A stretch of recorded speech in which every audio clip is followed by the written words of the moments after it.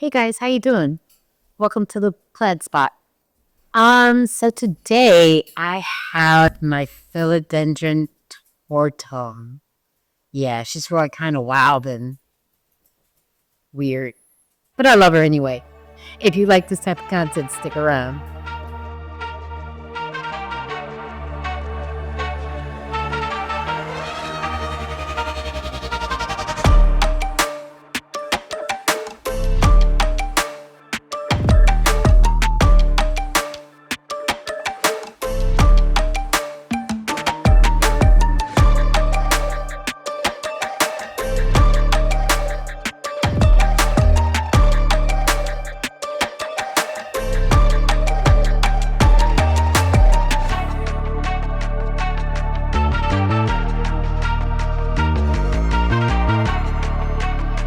Alright guys, as I mentioned in the intro, today on my table I have my Philodendron Tortum. Now, what I love about this plant is the weird way in which it grows. Now, would I have benefited from putting her on a moss pole? Probably, to help this weird growth thing she's got going on. But I didn't want to put her on a moss pole, so I have her staked. Eventually, I'm going to repot her and put her in a different type of pot where I've got a little bit more stability for a stake. But let's talk about where these plants originate.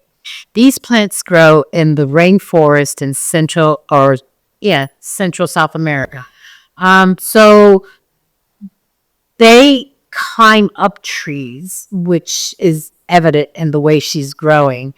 But for me, out of all the philodendrons that I have, this is one of the ones where if I let her get a little bit dry, she's not tripping.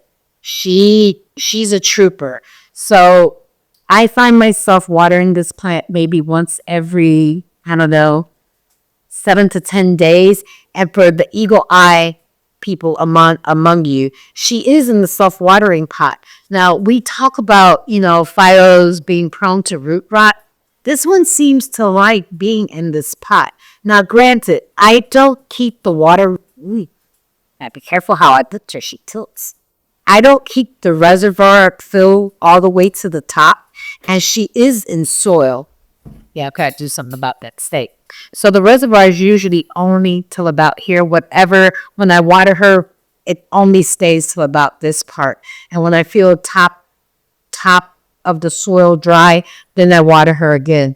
Currently, I have her planted in what I call my regular soil mix, which, as I've mentioned before, is just cocoa peat, cocoa husk, charcoal, perlite, a little bit of orchid bark, worm castings when I first, repop them.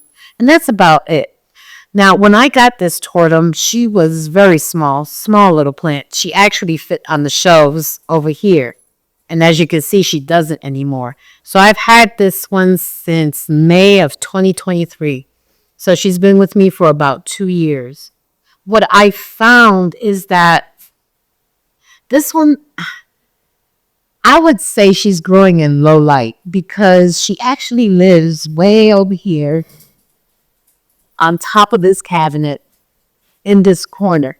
And if you see the direction, there's not much light coming from the top over here because obviously these plants are growing and they're just shading that light.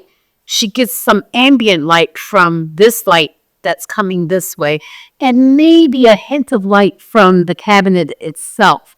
But for the most part, she's kind of in I would consider a low light situation, but she seems to be happy. She puts out new growth consistently. Her leaves are sizing up. They're getting longer and longer, and it's just very cool. Now, the one thing to note is that philodendrons, and I believe it's all philodendrons, are toxic. So they're toxic to pets, children. So if you've got kids or pets that like, to tear or munch on the leaves, you might want to be mindful of that. Other than that, she's really fun to grow. Would I recommend this one to a beginner? And here I am peddling plants again. Don't go out and buy it because I say so. Go out and check it out because you actually like the way it looks. But if you don't have one and you're just starting into the realm of philodendrons, I would highly recommend this one. It's easy to grow. She's not fussy. She's a little bit drought tolerant. She does well in low light. The only thing that you would have to deal with is this funky growth she's got going on. But I have a plan for mine. So I'm going to repot her, as I mentioned, and give her a taller stick and see how I can accommodate, because she's too mature for me to try to bend the leaves in any kind of way. So eventually what I might do is just put 2 stakes on either side and try to give her a little bit more support so she can continue to grow. As you can see right here, she's getting ready to put out another leaf, which is very cool. When they open up, they look like spiders. They're just imagine this all closed up and then they start to open up like little fingers, and they're kind of brownish in color when they emerge, and then they turn into this pretty green. It's got a funky vibe. I mean, it's one of those plants that calls the attention just because of the shape of the leaves. So yeah, this is one that I would recommend. The ease of care. Ease of care,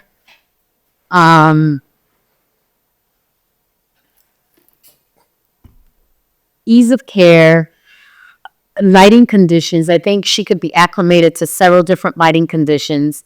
While she lives here in the plant room, she does get some humidity, but it's not like the humidifier is always running. As I've mentioned in the past, I do have this humidifier in here, and I'm able to control when it turns on and off. Right now, you see she's running because obviously we're in the wintertime, and when it hits below a certain level, it kicks on its own. And once it reaches the level that I've set for it in the app, it turns off. So this room does stay a little bit humid, if you will, maybe about 55, 60%. But I do truly believe that you could acclimate this plant to be in regular household humidity. Before I got this humidifier and before we got this plant room, I had this plant and I never experienced any issues with her. Now she's just got the added bonus of having a little bit more humidity. But on a scale of 1 to 10, would I recommend this to a beginner? Absolutely. I would give it an 8. I think that you'd be pleasantly surprised at how easily this plant would grow for you, given the fact that she's not fussy. As far as pests, again, like with all of our house plants, I can beat this, like a dead horse. All of our plants are prone to the mealybugs, the thrips, the scale, all of those things. My advice to you as far as plants are concerned is that when you water, just do a cursory inspection. As you're watering, just look at it and make sure you're not seeing anything that looks suspect. My motto is, if it looks funny and you don't know what it is, use a little bit of insecticidal soap. It won't harm the plant, and it'll give you a little bit of peace of mind just in the event that there is something funky going on. We can treat it ahead of time before it becomes a bigger problem.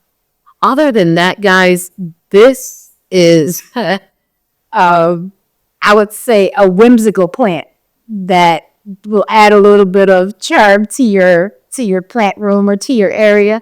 Consider it. Give it a shot.